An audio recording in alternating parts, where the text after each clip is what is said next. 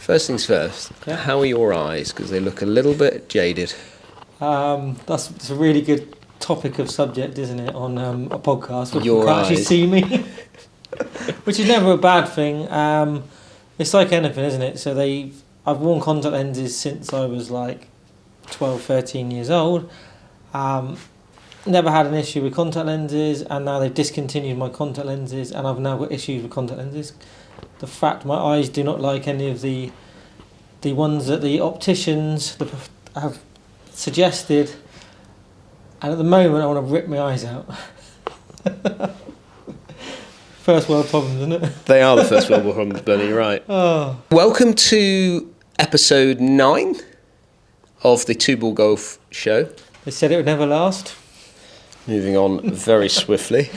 How are you doing anyway? You had a good weekend? Yeah, not too bad. Yeah, I played golf and football, so it was good. I was playing badly on Saturday in perfect conditions. It was warm for a mid-November Saturday morning. Yeah. I was playing terrible, but when I went to open up my golf bag, because I was wearing my waterproofs, so I always wear waterproofs in the winter no matter what the weather, I noticed that my mic was in my bag and also my tripod. So I thought, well, I'm just going to film the back nine. Oh, right. Try and put myself under a little bit more pressure, and Good I played a little opportunity. better. Yeah. Did you? Yeah. What did you shoot? So, well, you have to watch the video. It's not out yet. All right. Well, okay. You can't tell everybody, can All right. you? I'll speak to you off camera about that then. But I filmed the back nine at Churston. So How are the golf courses holding up in the UK? Because I feel like it's a good time for the Ducks. yeah, it's just, especially in the southwest of the country, it's not stopped raining. The ball is picking up mud now, which Everywhere. a couple of weeks ago it wasn't. So you need to hit fairways. The back to being very accurate off the tee. You need to be hit fairways so you can lift clean and place your golf ball and give yourself the best possible chance of scoring. Because if you go in the rough, then picking up mud and you're getting all sorts of weird and wonderful trajectories and shapes of shot. Lovely. Do you know how to deal with a mud ball? You tested the water with that one? I'm going to do a video actually. That's going to be in a forthcoming video about where the mud's lying on the ball and how much it affects flight. But generally, all I do is I just hit it with less. Normally, hit a club with less loft, so I hit it less airborne, and then just sort of try and play it forward. Yeah. And not be too disappointed if the ball does get affected by the mud on the golf ball itself. Well, interestingly, yeah. I can deal with the mud ball, and I think it's a good video. But do you like? I remember when I used to practice at the practice ground, and certainly this time of year, and you'd catch one just a smidgen heavy, and you'd get that little bit of mud between club face and ball, and the mud would squirt up towards your eyes and go into your eyes at a rate of knots that really did hurt. Do you ever get that? Because I used to wear glasses. I used to splatter the lens of the glasses, but when I wore contact lenses, bang, it used to be so painful. You would have thought we'd have been used to it because the practice area at Churston is literally a clay field, which, unlike the golf course, doesn't really drain. So once you hit your first lot of golf balls, say you've got 50 balls, when you picked them up, and if you're going to hit more balls, when you come back, your golf balls inevitably will be covered in dirt, mud, and all sorts of stuff. So you think we'd be used to it because you don't clean them between hitting, do you? And then you have to get them home and washing them. Wash them off. Always wash your balls. Always wash your balls. Well, talking about hitting golf balls, Adam Scott. I just want to bring that up because I am seriously confused with what golf equipment Adam Scott is actually using. Yeah. I thought he was at one stage. He was certainly a Titleist player. Mura is. I see these logoed golf clubs being brought out at the moment, which are Mura ones, which are probably very expensive, which have his logo stamped on the back of them. Yeah. Oh, there's the train. Mickey Mouse train coming in. But yeah, and now I see last couple of weeks ago he was certainly using some Titleist irons. This week he's using a prototype set of Ping irons. So, like cavity back irons. So I'm a little bit confused as to what is he actually using. Ping drivers, Titleist drivers. He's obviously searching for something, isn't he? And he can't have a club contract with anybody, can he? If he's mixing and matching and switching and changing. But if poor old Mura are trying to sell his brand and the products off the back of him. I mean, what's going on? I mean, there's a lot of companies that have stuck their stamp on various bits of equipment which they don't actually produce themselves, and sort of, I don't want to say con the public. Is that the right thing? Yeah, maybe a bit of con the public with what they're using, and they've not actually been using the equipment. I can remember Tiger's first set of blades, weren't they? They were meant to be that make, and then other people saying he was using Mizuno blades, and the Nike ball was a Bridgestone ball with a Nike tick on it, and all sorts of well, when he first, I certainly variations. remember Tiger using a set of Mizuno Pro blades originally, and then he obviously went into the Titleist because he was sponsored by Titleist when he first came out of the blocks. And whether there was a sort of a changeover period of him going from the Mizunos into the Titleist blades, maybe, and then when he went into Nikes. Yeah, I think Nike were using it was a different brand that they stamped over. I mean, yeah, it's an interesting one, isn't it? It is. Is he still on your screen, front screen? No. Has he gone? Yeah. Your selfie with him. That's another little story about me and my experience with him. Oh. He's not my favourite golfer anymore. Let's just say that. Oh dear, the love affairs all ended. No, I've got Louis on there at the moment. Oh, Louis on there. Louis Oosthuizen. Well, that's a pretty good one, I think. Yeah. I want to move on to Rory McIlroy. No, hang on a minute. Rory McIlroy is probably the subject, but DP World Tour has been sewn up prior to the DP Tour World Final Tour Championships in Dubai. Yeah. Is it Dubai or Abu Dhabi? I think it's Dubai. Dubai. Already all done. I know we've already we've had a good old chat about this subject in a previous podcast. You just can't let it go, can you? Just can't let it go. But I don't get it. I'm seriously confused. It's not ideal, firstly, for him. It's not ideal for him winning it. In an ideal world, that's not really, we've approached that subject before. But also sewing up a order of merit before the final event. But I mean, it does happen in sport, doesn't it? People, you can win, if you're talking about football as an example, you can win the Premier League before the season's complete. But I mean, in an ideal world, it would go down to the last event, wouldn't it? So him already sewed up. Is he actually playing in the event? I presume he's going to. I would have thought he'd turn up for the closing ceremony, wouldn't he? Really? I mean, you'd hope so, and you'd be there. You'd like to think he's playing. It was quite ironic. I've just seen prior to coming on to this podcast, I've just seen him actually say how a proud moment it is, and great achievement, him winning the tour. I don't know whether he was being a bit ironic. I don't know. No. I'm sure he's not. Because if he was that dedicated to the actual DP World Tour, he would give up playing on the PGA Tour and come over full time, wouldn't he? He doesn't need the money now. Well, does he? No, but at the end of the day, I have not got. I'm a massive fan of Rory McIlroy, as you know, as I would say that generally all Europeans are. Yeah. He's one of our fighting force, isn't he? He is. He's a massive he influence in the Ryder Cups. Yeah, flies the flag around the world when he goes and plays, and does all great things for the game of golf, which I think he's been very opinionated when it comes to the live side of things and how golf is moving forward, which I think has maybe turned off a few people to him, but he's still a class act as a golfer, and he's ours. He's part of us, isn't he? That's how I feel. However, that doesn't stop me getting a little bit agitated when it comes to what I feel is our tour as well. Our DP World Tour, our European Tour, has been wrapped up before the Tour Championships, and I'm fine with it. If I'm absolutely fine with it. If it was Rory McIlroy who was, committed half to the PGA Tour, half to the DP World Tour, and then played in. Let's turn this around and say that he's now played in 10 or 12 DP World Tour events. No problem. Brilliant. Well done, Rory. You've dominated. You've committed to it, and you've won it before the championships. Fantastic. Well done, you. But he hasn't. It's just so different, isn't it? Because I mean, when Conor Montgomery had that sort of, was it 7 or 8 Order of Merits he won in a row? Yeah.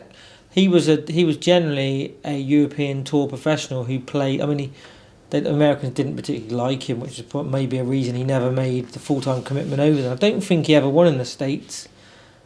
Did he? I don't think he ever did. No. He went to college out in the States. Yeah, but I mean, he was generally was a complete DP World / European Tour player, whereas others have in the past travelled around the world playing both tours, haven't they? You'd like to see Ernie Els. Yeah, so I would say that you take someone like Greg Norman. Take someone like Seve and someone like Colin Montgomery. They travelled well, but they didn't. Let's say, I would say that they weren't overly loved in America. Seve had an upset time because they started calling him Steve, which he didn't like. And I don't know if they were making. I don't know what was going on with that, but that's the story I heard. And you know, every time Colin Montgomery, every time Colin teed it up, there was somebody in the crowd shouting something out. How many people did he ever remove from tournaments in America? I'm surprised anybody watched any tournaments in the mid-90s because he had everyone removed, didn't he? Absolutely. But so I think if they had been warmed to more, like if they had been loved, like the American market or the American audience loved Rory McIlroy or John Ram or people like that, then maybe that they may have travelled over there and stayed over there as you know, to enjoy it. I mean, Colin's out there now, isn't he? He's on the Champions Tour. Loves it. Yeah, but you've really got to be out there if you want to play competitive golf, because the Legends Tour in Europe, which is primarily based in this part of the world, is the money's not really there, is it? Unless you're in the top 3 or 4 in North America, you're not actually probably even making a living from it. No, it's more of a bit of a jolly boys outing and meet up with your mates, rather than the Champions Tour, which is the prize money is phenomenal and it's very competitive.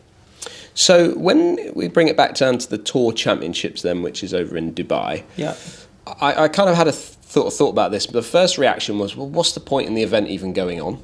Okay. So that was point number one. So what's the point of it going on? Because that's what the objective of that event is. It's the final event. It's worth more points than at any other event, I think. What's the point? But actually, there's a massive people point. Playing for cards. It's a massive money massive and point. You know, and there's other like world ranking points and all sorts of stuff going on. In an ideal world, you'd have had 4 or 5 people who, by winning the event, could still top the race to Dubai, wouldn't you? But unfortunately, that's not the case. But we've got top 10, so you got to think if you finish in the top 10 of the order of merit, which I think it does actually move down. So if you've already got a PGA Tour card, then it goes down to 11th. So if Rory's already there, it goes down to 11th. If it goes, so there's 10 cards up for grabs for the PGA Tour. Brilliant. So get all the best players onto the PGA Tour. Let's get rid of them. Yeah, let's get rid of them. Let's get rid of all our top 10 players. They're gone now. Yeah. So that's Moronk gone. That's my mate gone. Let's weaken the tour even more. Yeah, keep going. Ryan Fox is gone. Yeah. So that's anyway. So there's that to play for. Yeah. And there's also, I think, at the bottom of the rankings as well, top 120. So there's that to play for as well, isn't there? There's quite a lot going. There's a lot riding on it, to be fair. Yeah. I know with the American, their FedEx Cup, that generally goes down to the last event because you keep eliminating people, don't you? For 5-6 weeks in a row, I think, if I'm correct with that. So maybe it needs a bit of rejigging. But have you seen as well the Asian Tour now, some of their events, because they're live backed. Yeah. And now the prize money for next year is like incredible. Oh, really? Yeah, you're talking like a couple of the events like $3 million euro per, or is it $3 million per? It's dollars, I think. Dollars, maybe, yeah. But which is better than a DP World Tour event. Cool, you get Gilly be back on that. He'd be at a tour school again, wouldn't he? That seems to be the alternative now to playing like Corn Ferry and maybe Challenge Tour. You go and play on the Asian Tour. If you can get your card over there, then that's really sort of being elevated. What does that mean then, Bernie? Mean for what, players or? No, for the I always think of like the structure of tours. Like there's like a pecking order of tours now, isn't there? So like, well, it's definitely alongside DP World Tour, isn't it? Or if not, even not much, slightly, maybe even prize money wise, probably maybe ahead of it. So certain elevated events, not every event, obviously. So, but then if you take a player who is, let's take Max Homer. Yeah. Max Homer's just won the Nedbank down in South Africa. Fantastic win. Yeah. Could he go and play in an international event by the Asian Tour, or is that, I suppose, because he could come and play on the European or the DP World Tour. He can go and play on any tour. Really, they can play on any other tour other than Live. Is that right? Well, he can. I mean, he'd be able to. Someone of his name value and what, if he contacted the organisers and the tour and was like, I want to play this event, I'm pretty sure he'd get an invite because there's so many invites anyway. But I would think that he would now have playing rights on that tour. Yeah. By winning, because there'd be some co-sanctioned events as well, wouldn't there? World ranking ranking points gets you into that. But so is it? So, what are you saying then? Do you think that then there's going to be some players, if you've got a purse that's bigger than other purses, because ultimately money attracts the players to play. Yeah. I mean, let's say for example, they probably wouldn't do this because the tours do try and run alongside each other. They don't try and compete too much. So that's only recently that's been a bit of an issue. But I guess if you'd come over, let's say you're going to play in the Open Championship, and the Scottish Open's on, but then they decide they're going to Asian Tour decide, well, hang on a minute, we're going to compete with the Scottish Open and we're going to blow them out of the water, and we're going to double their prize money. Well, the players are going to come over and go, hang on a minute, if I can get in that Asian Tour event, it's not that far to travel potentially. Yeah. I'm going to go and play over there the week before rather than play the Scottish. Because they do chase money, don't they? It does. Yeah, of course they do. I mean, it's the life, isn't it? Nobody, you always hear in any sport, oh, we got enough money, why does he need any more money? But it's like if somebody comes in and offers, you're working for a job for 20 grand a year, and then someone comes and offers you 25 grand with better pension scheme, you're going to think about it, aren't you? You're not going to go, oh, actually, I do like my job, and like it's exactly the same job. Do millionaires want to be billionaires? Of course they do. Everyone does. Everyone's greedy, aren't they? Not you, Benny. You're not greedy. Well, I'm not motivated by money, which is a good thing at times. But generally, people are, aren't they? And if you're a sportsman like that, you're going to have that mentality a lot of the time that you are motivated by money, and that's the main motivation they went live, wasn't it? Let's be honest. It wasn't to have less of a playing schedule because they're still playing as many events, if not more events. So you were telling me about a player as well. You're talking about Liv. Yeah. But you were telling me about Andy Ogletree. Yeah. Is it Andy Ogletree? Yeah. So he was. What's the story there? So yeah, you might have to correct me at times because I've only done a little bit of research on this. But he played in the first ever Liv event, like the inaugural event. And he was a guy who had like quite a bright future. He was a decent, really good amateur player. Was he? Yeah. Hadn't been a pro very long. Decided to play in the Liv event. Yeah. Played in the event, but had a bit of a stinker. I think he shot 82. I'll try and get this right. 82, 77, 75, and finished way down the list. Nearly last in the individual. Yeah. Which meant that Liv probably weren't that interested in him playing regularly.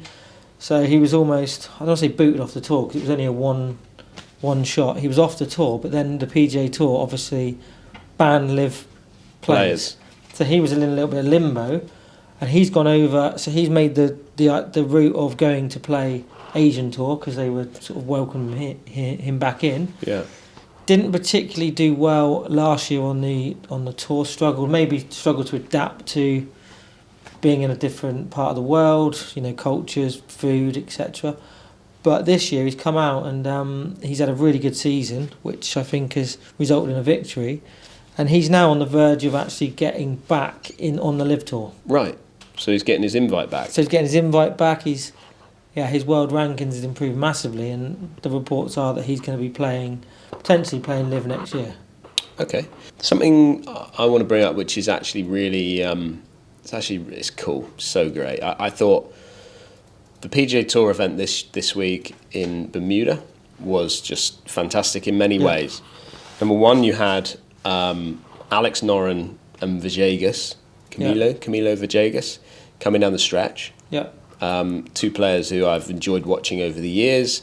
Villegas, couple of characters, Benny, you're right. Villegas, kind of Spider-Man, I used to call him. That was in reference to how he would read putts. Yeah. His leg would go up and he'd get crouch right down. If you tried to attempt anything like that, you'd never get up, would you? Something would pop. I could imagine an ambulance coming to collect you and taking you off. Out in a Ferrari, back in an ambulance, as they say. But he has not won. He's had some massive jumps in his career, as in when he's won and when he hasn't done well. And 9 years. Real player of form, isn't he? Yeah. Have a good period, but doesn't seem to be sustained, does it? It's a short burst of good form and then disappears off the planet, doesn't it? As such. I mean, you take someone like him who and this is how, though, don't they? Yeah, they do. There is players like that. But what I do like about it is, or what proves the point again, is that these players that play on Challenge Tour or play on the Corn Ferry Tour, they can all win DP World Tour events or PGA Tour events. This is a prime example of somebody who's had a struggling time on the Corn Ferry Tour this year, who's now got a little bit of hope, and he's actually won a PGA Tour event for the first time in 9 years. I just think it's phenomenal. We know the depth of golf or the standard of golf in the professional game is. Yeah. I mean, it's spread wide and far, isn't it? You've only got to look at the lads that we play golf with, who, if they were born 20 years earlier, would have been what was then European Tour players, or they would have had regular tour cards because they're that good. But because the standard has improved massively, anybody can win, and like you said, someone can come from what you consider almost the bottom of the second division of tour golf to win on the main stage, arguably one of the biggest stages in golf. It's brilliant. Stories like that are just brilliant, aren't they? Yeah, he's had an extremely tough time with the loss of his daughter, and he spoke about it in his after round interview, and it was just he was the one. I think he was the person holding it together the most. I think anybody watched that would have struggled a little bit. I certainly did. It was tough to listen to him, but my goodness, he's I think everybody was willing him on to win that event, and I think it was so good to see it. And one good week like that, confidence is high. You never know. He could now become, he could win multiple tournaments next year, couldn't he? And challenging big events, looking like almost drifting off from professional golf, and then all of a sudden you're back on the main stage, and that confidence is such a big thing in golf, isn't it? And another thing that happened from this one event, which I just thought was fantastic, and I watched it really closely, and we've talked about this should Lexi Thompson have played in a PGA Tour event, and we talked about the fact that Lexi's going to bring in more for sponsors than or more eyes to that particular event than, let's say, my brother or James Ruth might. We've talked about that, but a fellow YouTuber made his debut onto the PGA Tour this week. His brother Wesley Bryan is already on the PGA Tour, but George Bryan has, not only did he get a sponsor's invite to play on in the event, he actually made the cut on the bubble. He shot 5 under to make the cut, and then got it to about 8 under. Did he beat his brother? No, and then in the final round, I think he shot 72, which I would think was either level or 1 over, and his brother pressed on and finished at 12 under. He finished at 6 under. Yeah. So he's finished 6 shots behind his brother, but his brother needed a good week, and I think him playing well inspired his brother to kick on. Yeah. You listen to that in their interview, and then obviously him playing in the event, first ever event, and to make the cut, and to finish on, like most guys do. Buckle a little bit, don't they, under that situation? Not know much about them. Obviously, I know the name and stuff. Not watched any of their content or anything like that. But how old are they? What sort of? I would say that they're early to maybe mid-30s. Right. Okay. I think they're certainly young, a little bit younger than us. Yeah. But George, I would say George is. If you looked at them swinging the golf club, I'd say that George is the best. He's the slightly older brother. Yeah. His brother Wesley's on tour, probably losing his tour card, go back to tour school, I think. George is going to tour school as well, which I think is next week. But you would look at them and think George is possibly the better player. Yeah. Only from a swing point of view, just looks so, hits the ball great. Swing looks beautiful. But Brian Wesley's done most of the damage, to be fair. I know we're going away from the subjects here, and you've got a really good plan, and I go off on random little tangents, which then ruins your plans and stresses you out a little bit, to say the least. It just diverts me. That's okay, all. So I'm going to divert you a little bit here. So, being completely out of touch with everything, and I sort of half know the answer, but I'm going to ask it anyway because people might not know. What's the criteria for going to tour school? Obviously, I know you need to be a professional golfer or a scratch golfer, didn't you? You used to have to.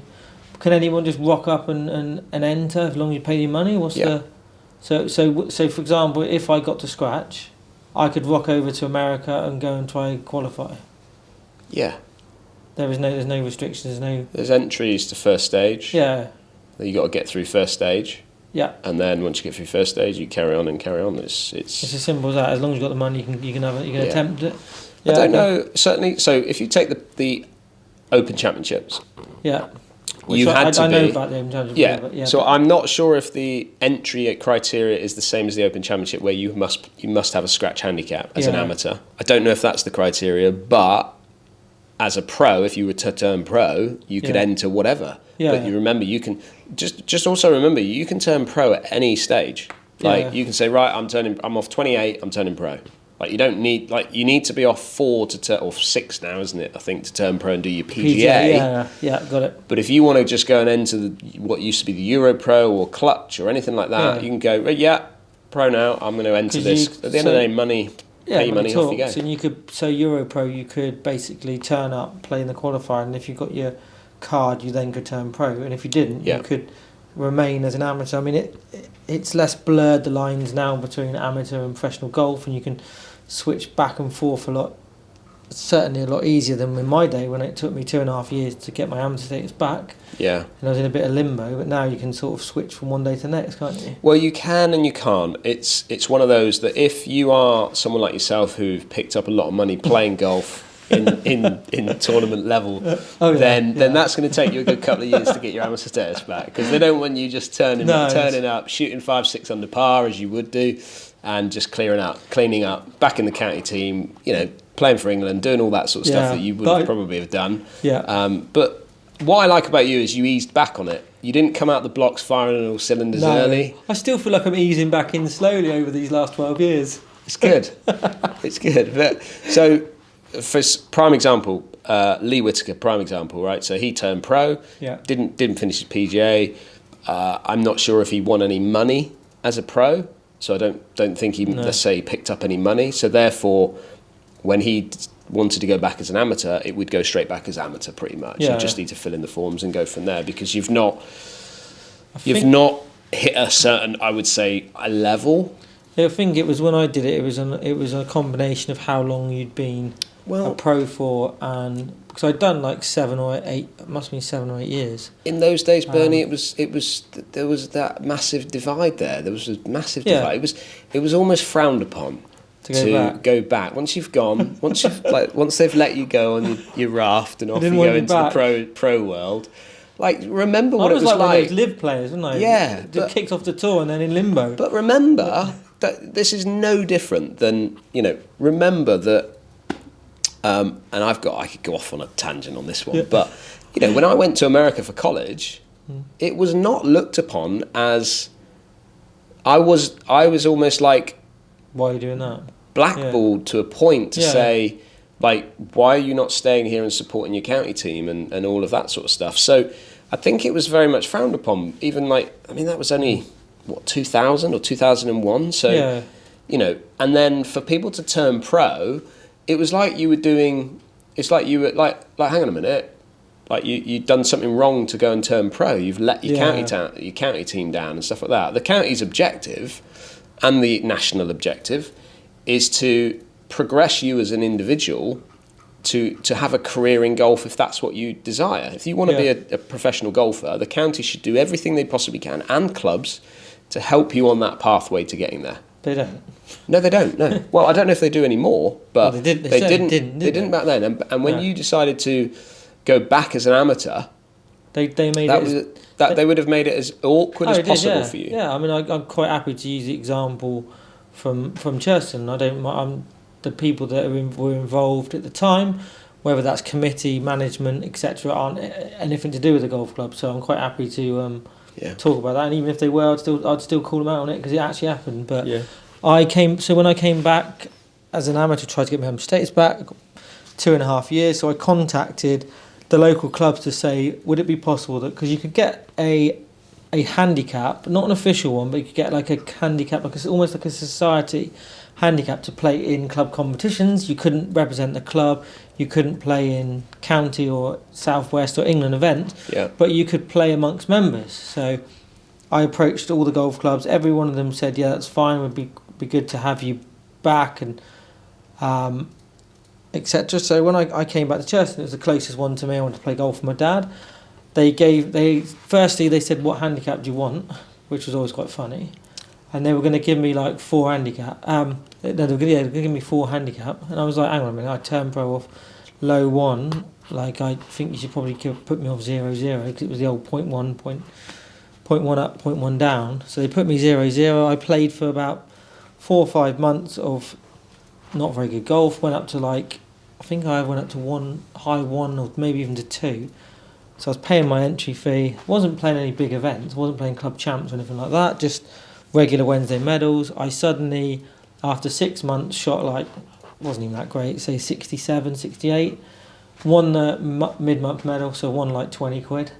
And the outcry from that. Yeah, raw. Bearing in mind, I'd put in 5 quid every week so I was down on money wise, and I wasn't even bothered about the money. It was just nice to be back playing. Well, like you said, you're not driven by money. You can't play because you're a professional golfer. Like, I'm like, no, I'm not. Like, I had to explain it 100 times. Yeah. And then the club was like, "Oh, you can't play in the competitions because there's been too much." And I was like, "Hang on a minute, just give me my money back. I'm gone. I'm done."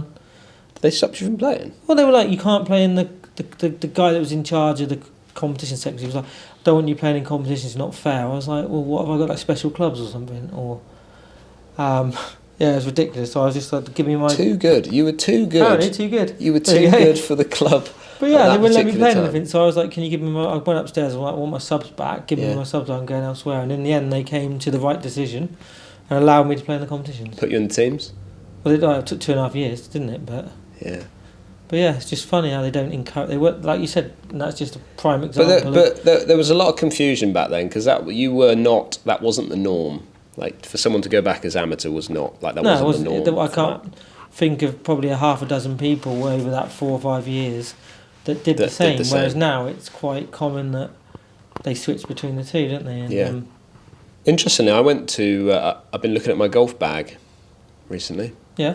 Been umming and ahhing. Had a nice little video that went out about my driver and my ups and downs of confidence with drivers and things like that. It was a good video, and you had a good video the other day. You knew what's in the bag of all your new irons. How are they going? Yeah, good. Yeah, enjoying them. I can't believe that what are we now, 2023, and you've now moved into graphite shafted irons. I mean, I thought, let's at least get you into your 50s before we moved into that. But you've seen the light, haven't you? Well, I was encouraged to put them in my irons. They play and feel very much like steel, and that's the design of those particular shafts. What are the shafts you've put in them? KBS. So the KBS ones, which like I said, they're designed to play and feel like steel. How does that even, like, let me Right. How does that even work? How does something play and feel like steel? Like, I don't know. What does that but mean? I can tell they're not steel. So I mean, in what respect? What, because you looked out and they're black? Because I had painted shafts before, which people always thought I was using graphite. Yeah. In the Cobras, I had painted steel. I guess it's more. The main difference is they're very light. So I was using 120s. These are 80. Oof. So there's a big difference. So that is there a swing weight change? Have you had a little? So have you looked at the swing weights? No, I have not looked at the swing weight. So I'll be honest with you. I never ever bothered with swing weight. I've just actually got a golf club and used it in that way. And I've had people of 28 handicap ask me to swing weight all their clubs, and I'm like, really? Like, I think I'd do something before you start worrying about that. So I don't really know. They obviously feel lighter. And they're just different. They just don't feel like steel to me. But so far the results are pretty good with them. Yeah. Are you hitting the ball higher, lower? What are you doing with the ball's going higher and further. Higher and further. Which is what I wanted. Okay, I was hitting quite a low penetrating flight, which has its disadvantages, particularly in the summer. So the ball's going high and I'm gaining distance from that, which is good. So it's a different flight. It takes a bit getting used to. Do you know why you're gaining distance? I mean, combination, I suppose. Of yeah, a couple I of mean, things. there's going to be a few things. Obviously, I would suggest the lighter shafts. I'm probably swinging them slightly quicker. Yeah, that's definitely one. It certainly helps because I generally play early in the mornings. Early bird.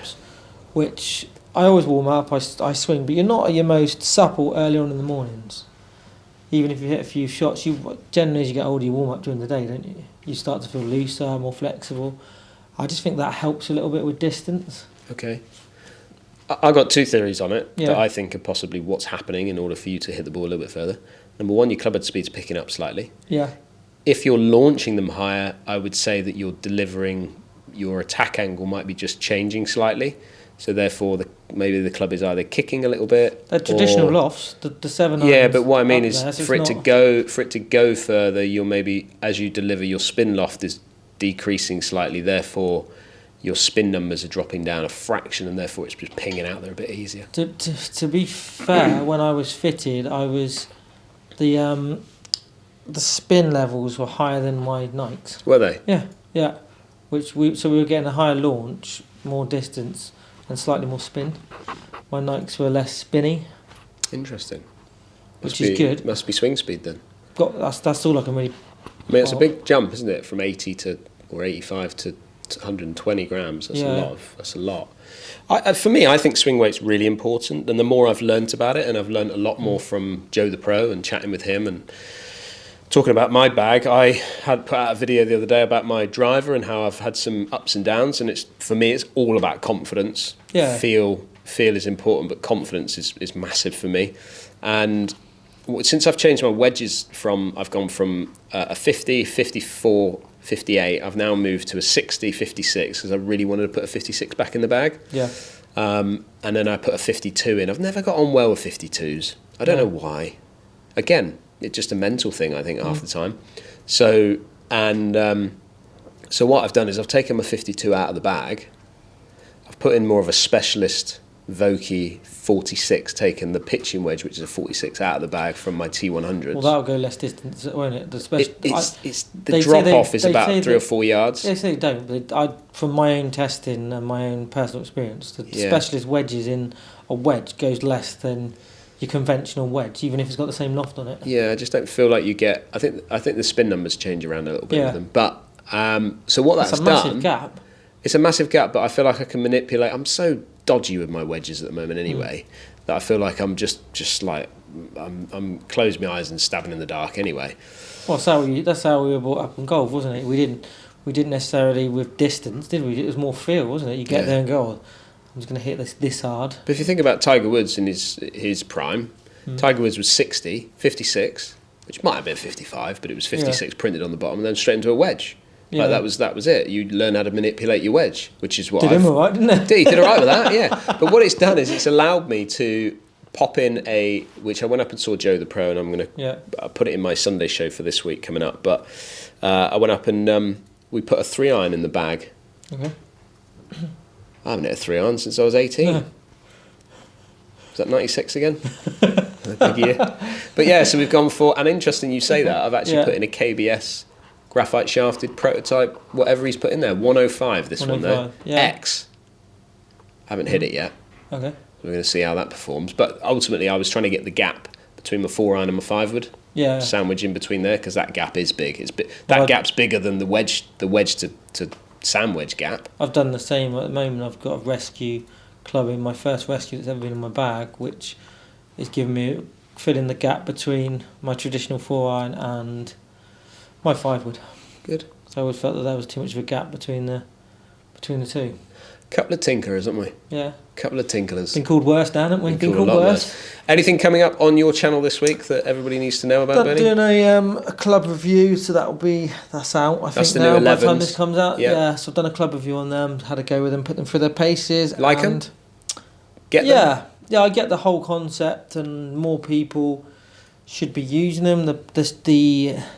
The issue they've got is it's such a small market of people that would use a full set of hybrids, I feel. Yeah. And also half those people will never ever switch to a full set of hybrids because of the stigma of the whole thing of using hybrids and not being able to hit their irons. Ego. Oh, 100%. Bit like you going into your graphite shaft. Yeah, I mean that's my issue with that. And then I've got another what's in the bag, but not a Not what's in the bag with your golf club, what's in the editing bag. So Oh, what's in your camera bag? So yeah, just showing people and letting people know Interesting. how you can become a YouTuber or how you can become a content creator with very little equipment and very little investment money wise. Be interesting to see how the views are with that one. I'm shifting a little bit away from course vlogs. Although I will still be doing course vlogs, but I'm going to pop in some Other more stuff. content, which is going to hopefully be more searchable, which hope will grow the channel that way. Yeah. And I I feel get like I that. need to shift now because I'm not growing as fast as I was. And it's understandable in the previous 3 or 4 months. I've dropped off a little bit, plateaued a little bit. So to push it on, I'm going to have the course vlog still coming in, but just spread them out a little bit rather than one every 5 days. It'd be one like every week, 8 days, and then pop another video in between that I know won't appeal to everybody, but may attract a few different people onto the channel who then hopefully will stick around for the journey. Very what about wise. yourself? You No, got very much wise. coming So up? this week coming up, we've got the Pula Break Pass series. Myself, Rory Anderson. In the wind? Rory in the wind, yeah. No, we're all in the wind. It was horrendously windy. Yeah. And Alex Etcher's coming on board to Oh, play as a break pass series. Obviously, Rory plays off an 8 handicap, so we've obviously got to take that into consideration. But yeah, so that will have kicked off on the Monday, Wednesday, and Friday, followed by a Sunday morning show, which I mentioned earlier with Joe the Pro a little bit. Yeah. And then on Sunday, when my Sunday morning show goes out, I will be heading over to Portugal Oh, lovely. for a Pro-Am to Villamoura, Yeah. which I am going away with 3 subscribers Brilliant. from my channel, which I'm really looking forward to. It's a great, Anyone we know? great trip. Kevriano Oh, Moore. Kev's going, is he? Oh, Kevriano great, yeah. will not miss a trip, will he? No. He'll be there. No. Dale's coming, Yeah. and another chap called Andy who is joining me. He's from Saunton Golf Club. Oh, okay, cool. That's So good. yeah, Nice to be a good crowd. yeah, good Yeah. good crap. Paul's playing. Yeah. James Ruth is playing. So there's a few other people that we know obviously going on it as well. So Villamoura is a lot of fun. Yeah. Good trip. And obviously it should be a good pro. Well, I think that's it for this week. Yeah. Anything else you got to report for the 2-ball golf show, Bernie? No, I think we've reported enough. We've done a lot of reporting. Yeah. Well, thank you very much for watching, everybody. Don't forget, if you are new to this podcast or the channel, then hit that subscribe button or give us a follow. And we'll see everyone on the next episode 10. Look at Double that. figures. Double figures. See you then.